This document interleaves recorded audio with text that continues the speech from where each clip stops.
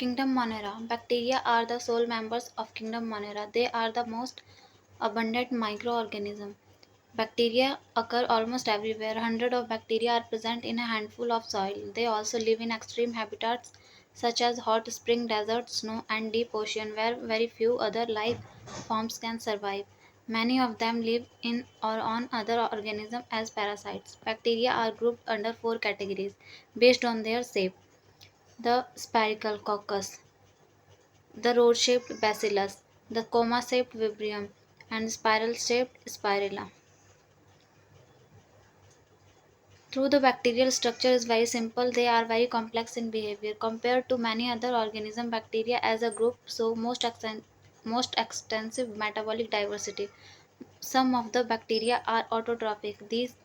They synthesize their own food from inorganic substrate. They may be photosynthetic autotrophic or chemosynthetic autotrophic. The vast majority of bacteria are heterotrophs. They depend on other organisms or on dead organic matter for food. These Archibacteria. These bacteria are special since they live in some of the most harsh habitats, such as extreme salty areas, halophiles, hot springs, thermoacidophiles, and marshy areas, methanogens. Archibacteria differ from other bacteria in having different cell wall structure, and this feature is responsible for their survival in extreme conditions. Methanogens are present in the gut of several ruminant animals, such as cow and buffalo, and they are responsible for the production of methane biogas from the dung of these animals. Eubacteria. There are thousands of different eubacteria or true bacteria. They are characterized by the presence of rigid cell wall and, if motile, a flagellum.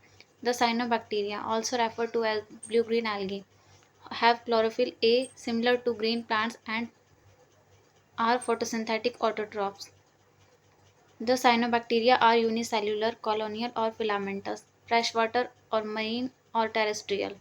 The colonies are generally surrounded by gelatinous sheath. They often form blooms in polluted water bodies. Some of these organisms can fix atmospheric nitrogen in specialized cells called heterocysts. Example: nostoc and anabina.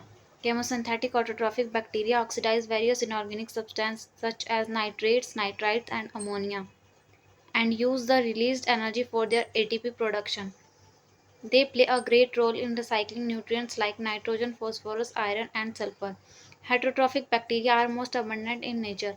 The majority are important decomposers. Many of them have a significant impact on human affairs.